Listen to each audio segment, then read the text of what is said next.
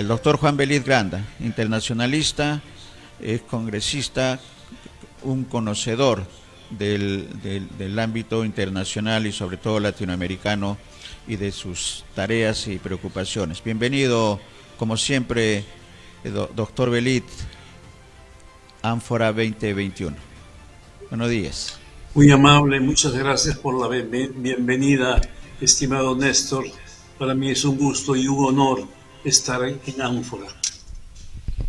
Una primera lectura a este evento a la que está asistiendo nuestro canciller, el embajador Oscar Maurtua, y qué es lo que podríamos esperar en la visión del internacionalista, Juan. Sí, yo creo que esta primera lectura es una visión todavía panorámica de los acontecimientos. Estaría finalizando esta convocatoria de Colombia, que es el primer foro, digamos, el primer foro cumbre que se da citando a 17 cancilleres de la región para buscar una fórmula de solución a la ola migratoria que se ha desatado en nuestra región. Pero además de eso, hay también la intención del gobierno del presidente Joe Biden de buscar un muro de contención al récord que en estos momentos se está dando en Estados Unidos por la cantidad de migrantes que están en sus fronteras, cantidad de migrantes que han entrado y los potenciales que se están trasladando por la crisis humanitaria creada por la pandemia del COVID-19 y por la crisis económica que se da en la región. Hay hoy día una ola de migrantes hacia los Estados Unidos que, como recordarán nuestros queridos televidentes, la señora Kamala Harris, vicepresidenta de la República, fue la primera responsable de la solución de este problema cuando se trasladó a Centroamérica, formalmente a San Salvador, a Guatemala y a Honduras, y no encontró solución al respecto, y esto inició un desgaste del gobierno de Joe Biden. Biden ha utilizado ahora a su secretario de Estado, Anthony Blinken, para que en su primer viaje a América Latina precisamente lo haga a Colombia, país con el cual tiene tradicionales relaciones de amistad y en el que además ha habido en los últimos tiempos una suerte de ligera crítica a la actitud del gobierno del presidente Iván Duque, al tratamiento policial excesivamente represivo que se le ha dado a las manifestaciones que se instalaron entonces en Colombia. Esa primera lectura creo que tiene una derivación, y es que, por añadidura, también está el tema de Venezuela. Reitero, por añadidura, no es el tema más importante para los Estados Unidos. Para los Estados Unidos es la ola migratoria que está compuesta por centroamericanos y mexicanos que hoy día amenazan la frontera de los Estados Unidos.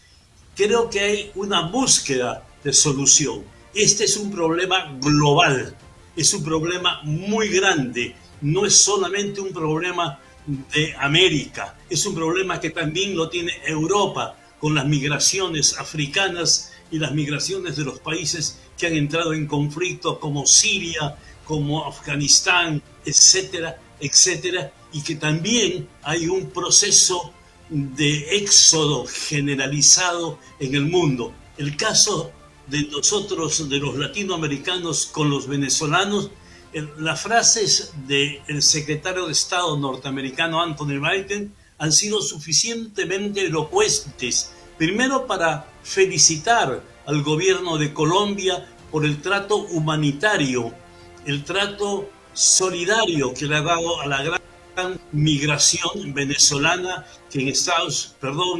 que en Colombia alcanzan aproximadamente 2 millones de personas y que con el apoyo y con la ayuda de los Estados Unidos, están buscando una solución a los migrantes. Ya han encontrado, utilizando lo que se suele llamar el Estatuto de Protección Temporal, a 1.400.000 venezolanos. Este Estatuto de Protección Temporal, que tiene una duración de 10 años, le da una serie de facilidades, entre ellas las posibilidades de trabajo a los venezolanos. Nosotros en el Perú, que es nuestro más importante interés, por cierto, no se pierde la perspectiva regional y la solidaridad con nuestros hermanos países sudamericanos. También debemos de buscar una solución de esta envergadura en un momento que es muy difícil. Es muy difícil, como habíamos dicho, por la crisis económica en la cual está inmersa la región y la crisis de la pandemia del COVID-19. Esta podría ser una primera lectura de los acontecimientos. Hay un hecho que yo quisiera resaltar en esta reunión, y es que quien ha conducido la reunión no ha sido el presidente Iván Duque, sino la vicepresidenta, la abogada Marta Lucía Ramírez, que ha llevado, digamos, a buen puerto, o está llevando a buen puerto este cónclave de los 17 cancilleres de América Latina, además de la presencia de Estados Unidos y Canadá. Sí, una primera lectura, además panorámica, Juan, porque es cierto, el presidente Duque ha inaugurado el evento, pero quien está manejando antes, durante y en este proceso la reunión de cancilleres es efectivamente la canciller colombiana y además vicepresidenta Marta Lucía Ramírez. De manera que la expectativa y lo que entendemos del comentario inicial tuyo, Juan, es que se espera conclusiones y sobre todo acciones en los próximos meses para enfrentar no solamente el tema venezolano, sino el tema de la migración, y la presencia del secretario de Estado norteamericano indica la preocupación, como bien señalas, del gobierno de Estados Unidos, del presidente Biden, con respecto al tema migratorio y a la necesidad que tienen los países de una mejor distribución de la riqueza, una mejor distribución, una generación de empleo, no solamente como producto de la pandemia, Juan, sino también por la crisis económica que venía de antes de la pandemia. Sí, perdón, Néstor, yo quisiera, al resumen muy pertinente que tú has hecho, yo quisiera también aumentar que el discurso que ha pronunciado el secretario de Estado norteamericano ha hablado que uno de los principales factores que se da en este proceso de éxodo, de diáspora latinoamericana hacia los Estados Unidos, es por el reparto irregular, asimétrico de los mecanismos de producción, por la corrupción que se da y por el desgaste, digamos, de los grupos políticos, de las instituciones políticas que hoy día están ulceradas no solo en el Perú. Posiblemente nosotros lo percibimos porque es el escenario cercano en el cual estamos inmersos, pero esta es una crisis mundial que nosotros la vemos de manera mucho más enfática en nuestra América mestiza. Pero además de ello hay que resaltar de que las frases del secretario de Estado Blinken ha insistido en que el proceso de corrupción ulcera nuestros mecanismos políticos, nuestros mecanismos económicos y nuestros mecanismos sociales. Totalmente. Sí. Vamos a escuchar la parte final de las palabras del presidente colombiano, Juan, para tener también el panorama, porque parte del problema de la migración principal en la región la tiene hacia Estados Unidos, la tiene Colombia, y coincide muchas cosas. Además recibe la mayor cantidad de venezolanos, pero también hay un hecho que hay muchos colombianos en Venezuela. Y eso no es de ahora, Juan, y seguramente tú tienes una mayor explicación, es de hace varios años atrás por el tema de violencia y el tema también económico de Colombia, y que este presidente Duque no lo está enfrentando, y hemos tenido 2 semanas de violencia por parte de las fuerzas represivas del gobierno. Pero vamos a escuchar al presidente Duque para tener el panorama del escenario colombiano en esta reunión de cancilleres sobre migración en Colombia. Adelante, producción. Y ahí, por supuesto, quiero también destacar que hay que buscar que se consolide en América Latina también una política de promoción de inversiones que permitan generar rápidamente empleo, bienestar, productividad, para disuadir esa presión migratoria. Eso no ocurre de la noche a la mañana, pero hay que atenderla para que en el mediano plazo o antes ya empiece a mostrar resultados. Hoy tuve la oportunidad de expresarle al secretario Blinken que la iniciativa que ha sido propuesta por el presidente Biden, conocida como B3W, Build Back Better World, donde se busca reasentar en la región capacidad industrial que se encuentra en otros lugares del mundo, puede representar una oportunidad y que puede representar también una disuasión sobre esas presiones migratorias. Pero al igual que lo hace esa iniciativa, tenemos que coordinar esas políticas dentro de nuestros países. Y quiero también hacer un llamado para que esta conferencia también tenga una continuidad, y una continuidad donde ojalá pudiéramos armonizar las políticas migratorias. Muchas veces los grandes problemas que estamos enfrentando es porque no tenemos políticas migratorias armonizadas. Y ahí, por ejemplo, también debemos procurar que frente a migración que estamos viendo en algunos lugares del hemisferio, proveniente de África y de otros destinos con redes de trata de personas, evaluemos la posibilidad de tener un criterio similar para visas de tránsito que disuada la llegada irregular a nuestros territorios. Pero creo que el llamado más importante es a que podamos construir una política migratoria donde la fraternidad y donde la capacidad de hacer visible, sobre todo a quienes están migrando por condiciones de deterioro estructural en sus países, que no son migrantes estacionales, sino que son migrantes que van a quedarse por un largo tiempo en nuestros territorios. No podemos partir ingenuamente que la crisis migratoria de Venezuela en nuestros países va a ser una crisis de corta duración, porque pueda que se resuelva el camino de la democracia, pero el migrante que ha salido en estas circunstancias tiende a estar por un tiempo mucho más prolongado en nuestros territorios, y por lo tanto la atención estructural de este fenómeno requiere que la política armonizada migratoria responda a esas condiciones. Menciono todo esto, apreciados cancilleres, delegados, señor secretario, vicepresidenta, porque creo que esta es una oportunidad única, y es una oportunidad para que este tema se eleve a la condición que debe tener en el concierto internacional. Ya llevamos muchas mesas de donantes, ya llevamos muchos encuentros, pero ya llegó el momento para hacer efectiva la movilización de recursos y para que podamos atender esta crisis sin precedentes. Me despido agradeciéndoles a ustedes su presencia, agradeciendo el sentido fraterno con el cual están hoy acá, y yo quiero dejar planteado la política migratoria de Colombia del estatus de protección temporal como una medida que puede también ser acogida en el caso particular de la migración venezolana, y que si todos respondemos a ella, estoy seguro que tendremos un mejor porvenir para millones de personas. De lo contrario, esa crisis solamente se agudizará. Y frente al caso de Haití, también quiero hacer un llamado puntual, señor secretario, y todos los cancilleres aquí presentes.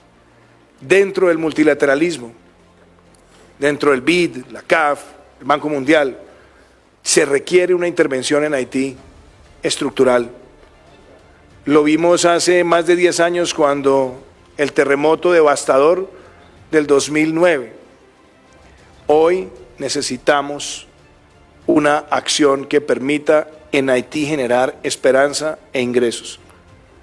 Necesitamos una movilización industrial y retomar el proyecto del Parque Industrial de Caracol, que fue puesto en marcha hace más de 10 años. Si no encontramos una solución que dé esa luz de esperanza, vamos a tener un fenómeno mayor en toda la región.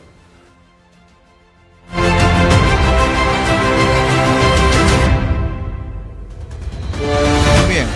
Comentario, Juanito.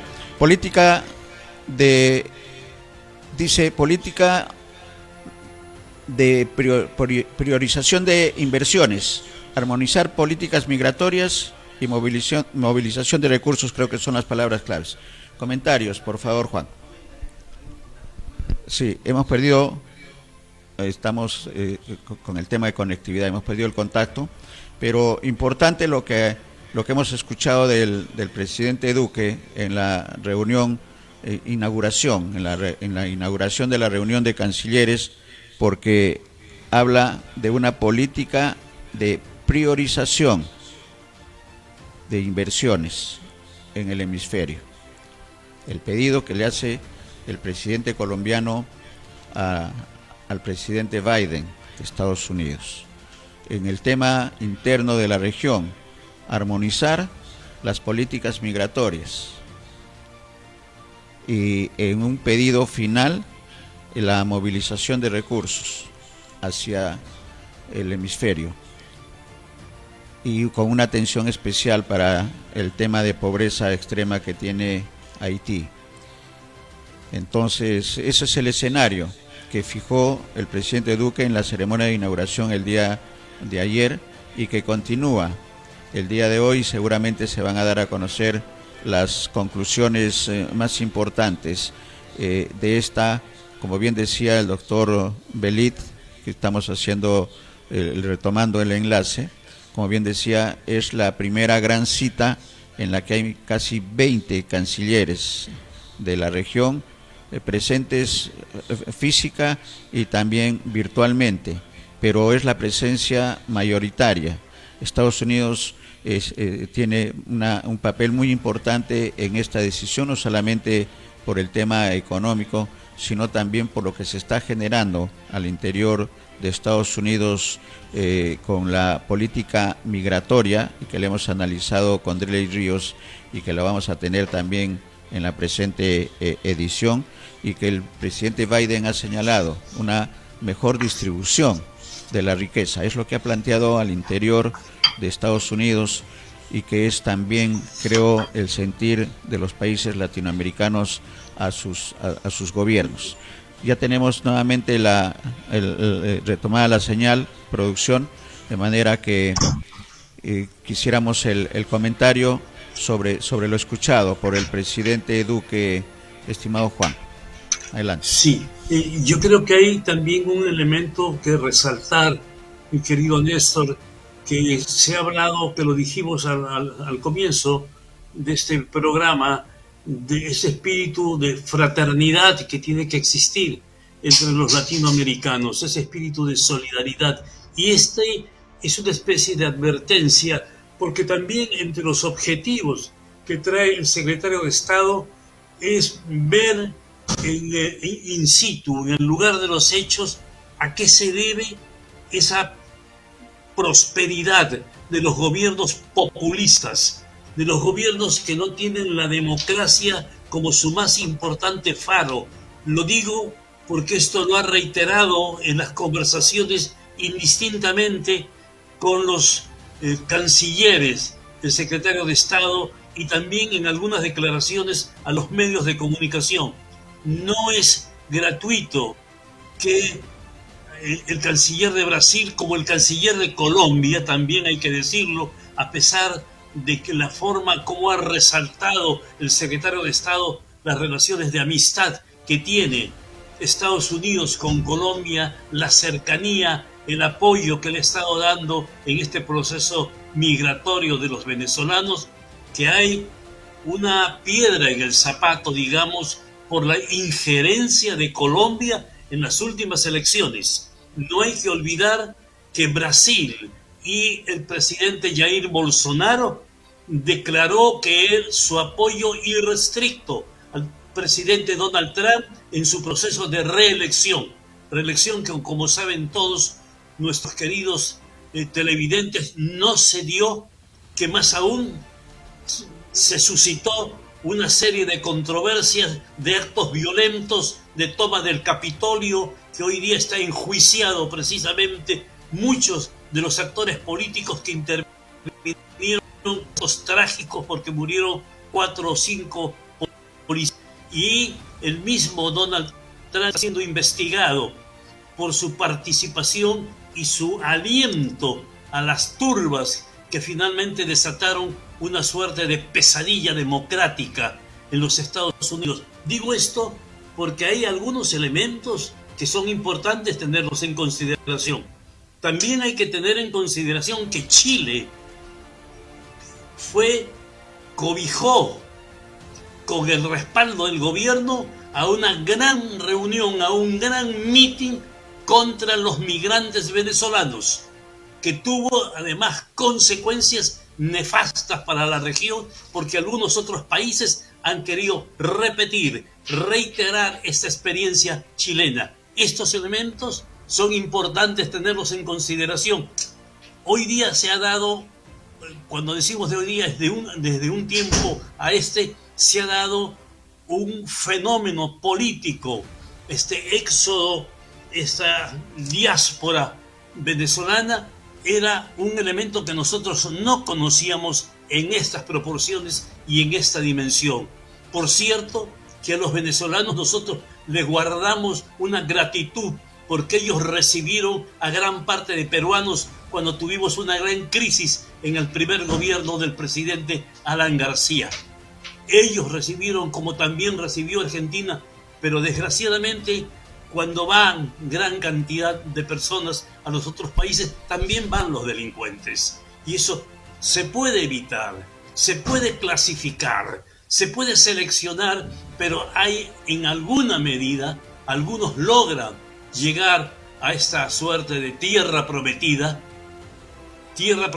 para sus delitos y hacer una serie de actos ilícitos, y confunde la población que todos los migrantes son de esta misma catadura. No lo eran todos los peruanos que fueron a la Argentina o que fueron a Chile. No todos eran delincuentes. No todos son delincuentes los venezolanos que vienen al Perú. Estos son elementos a considerar, y eso es parte del populismo al cual también se ha referido el secretario de Estado Blinken.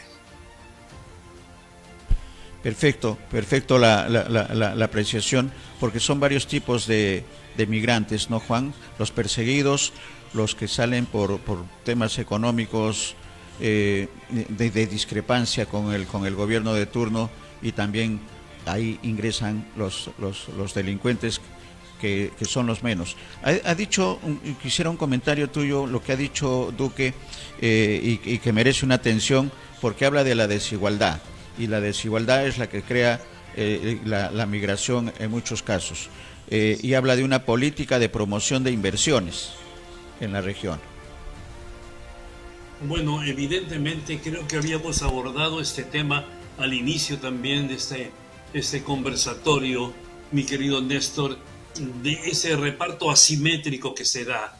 Es decir, si hoy día se hiciera, no solo en nuestro país, no solo en nuestra región, sino a nivel global, a nivel mundial, a nivel planetario, cuáles han sido los resultados económicos de esta pandemia que se ha dado, que es una experiencia que nunca se había dado en la humanidad desde que el hombre está en la Tierra, de que en un momento hubo 7.500 millones de personas encerradas en sus casas que no podían salir, que por lo tanto no podían trabajar, que tenían carencias básicas, sustantivas, carencias de techo, carencias de alimentación, carencias de abrigo, etcétera, que se han perdido una cantidad inconmensurable de empleos.